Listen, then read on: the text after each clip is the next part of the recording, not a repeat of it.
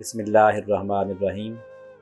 اللہم صلی علی سیدنا و مولانا محمد وعلی آلہ وصحبہ وبارک وسلم۔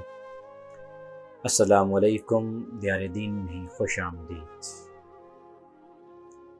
آج ہم نبی صلی اللہ علیہ وآلہ وسلم کے ذکر خیر کے حوالے سے گفتگو کرتے ہیں کہ وہ ذکر خیر جس کو اللہ پاک نے اپنا ذمہ لیا ہے،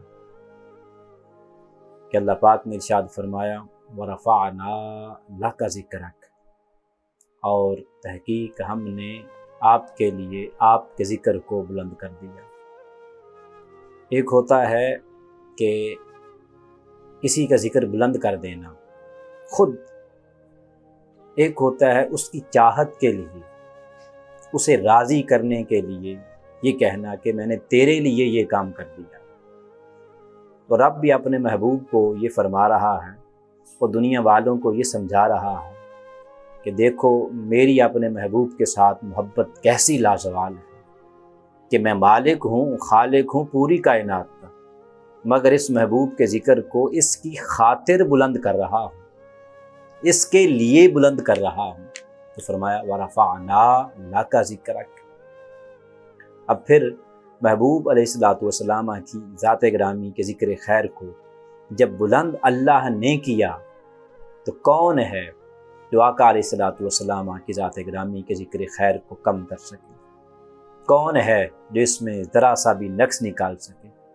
جب اس مالک میں کوئی ذرا سی بھی کمی نہیں، کجی نہیں، کچھ نہیں، تو کون ہے جو اس ذکر خیر کو تھوڑا سا بھی کم کر سکے؟ ایک معمار ہے نا، ایک مستری ہے، وہ جب کوئی دیوار بناتا ہے تو جیسے آپ سمجھتے ہیں اس کی میں عقل ہوگی، اس میں سمجھ بوجھ ہوگی، اسی کی طرح وہ اس کو بلند کرتا جائے گا۔ تو جتنا وہ پائیدار ہوگا، جتنا وہ سمجھدار ہوگا، اسی کے مطابق وہ اس کو بلند کرے گا۔ مگر یہاں پہ مالک کل ہے، یہاں پہ خالق کل ہے، جس میں کمی نہیں ہے، کجی نہیں ہے، کوئی نقص نہیں ہے، کوئی عیب نہیں ہے، تو وہ مالک کہہ رہا ہے لوگو، دنیا والو سنو، میں نے محبوب کا ذکر محبوب کی خاطر بلند کر دیا۔ اب پھر اگلی بات یہ ہے اس مالک نے کتنا بلند کیا ہوگا، بس یہی سوچ لیں۔ جیسے اس کی ذات ہے، جتنی بلند وہ ذات ہے اتنا بلند اس نے ذکر کر دیا ہوگا۔ پھر کوئی شخص ہے، کوئی دیوار بناتا ہے، اس کے بعد کوئی مینار وہ اپنا قائم کرتا ہے۔ جیسے بڑے سارے ممالک کے اندر لوگوں نے بڑے بڑے مینار بنائے، جیسے پاکستان میں یہ یادگار ہے، مینار پاکستان ہے، اس کو بنایا گیا ہے۔ مگر یہاں پہ دیکھیں آپ، جتنی اس کی پاور تھی، جتنا وہ اسے بلند کر سکتے تھے اس دور کے مطابق اتنا انہوں نے کر دیا۔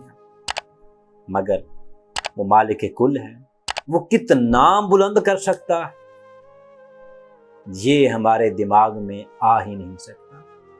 اور خاص بات اللہ پاک نے فرمایا اسی سورہ میں وَرَفَعْنَا لَكَ ذِكْرَكَ، اور آگے فرمایا فَإِنَّ مَعَ الْعُسْرِ يُسْرًا إِنَّ مَعَ الْعُسْرِ يُسْرًا، کہ بے شک ہر پریشانی کے بعد آسانی، ہر تکلیف کے بعد آسانی ہے۔ اب سوال یہ ہے بھی ربط ہوتا ہے نا ایک آیت کا پچھلی آیت کے ساتھ، قرآن پاک کا اصول ہے، یہ نہیں ہے بھی ایک مضمون ایک آیت لگ ہے تو اگلی آیت ایسے ہی بیچ میں ایسے ہی آ گئی، نہیں، مالک کل ہے، اس کے کلام میں کوئی نقص نہیں ہے، عیب نہیں ہے، تو پھر اس آیت کا ربط کیا بنے گا؟ ہر آیت کا یاد رکھ لیں پچھلی آیت کے ساتھ ربط ضرور ہے، بغیر ربط کے کوئی آیت بھی نہیں ہے۔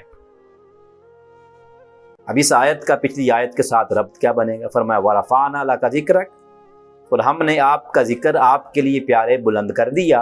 آگے ساتھ ہی فرمایا فَإِنَّ مَعَ الْعُسْرِ يُسْرًا، بس بے شک ہر مشکل کے بعد آسانی ہے، ہر پریشانی کے بعد آسانی ہے۔ تو ربط کیا بنے گا بھائی؟ پہلے تو فرمایا محبوب تیرے ذکر کو ہم نے بلند کر دیا تیرے لیے، اب آگے ساتھ ہی فرمایا کہ لوگوں سن لو، ہر مشکل کے بعد آسانی ہے۔ مطلب کیا ہے؟ مطلب یہ ہے جو ہمارے ذہن میں تھوڑا سا آ رہا ہے، اللہ کی توفیق کے ساتھ امید ہے آپ سب اس سے اتفاق کریں گے کہ مالک یہ فرما رہا ہے کہ لوگوں میرے محبوب کے ذکر کو بلند کریں، جو میرے محبوب کو ذکر کو بلند کرے گا وہ کیا ہوگا، اس کی اللہ پاک ہر مشکل کو آسان بنا دے گا۔ پھر مشکلات ایک دنیا کی ہوتی ہیں اور ایک آخرت کی ہوتی ہیں، اور ایک روحانی ہوتی ہیں اور ایک جسمانی ہوتی ہیں۔ اس لیے 2 بار اس مالک نے محبوب کے ذکر کی بلندی کے بعد، رفعت ذکر مصطفیٰ علیہ الصلوۃ والسلام کی ذات گرامی کے بعد مالک نے 2 بار فرمایا فَإِنَّ مَعَ الْعُسْرِ يُسْرًا إِنَّ مَعَ الْعُسْرِ يُسْرًا، کہ بے شک ہر مشکل کے بعد آسانی ہے۔ پھر فرمایا بے شک ہر مشکل کے بعد آسانی ہے۔ مطلب کیا کہ چاہے کوئی دنیاوی مشکل ہو مالک وہ بھی حل کر دے گا، اخروی مشکل ہو تو وہ بھی محبوب کی شفاعت کی شکل میں حل ہو جائے گی۔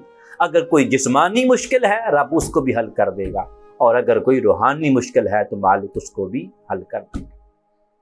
اللہ پاک اپنے محبوب علیہ الصلوۃ والسلام کے ذکر کو بلند کرنے کی توفیق عطا فرمائے۔ والسلام۔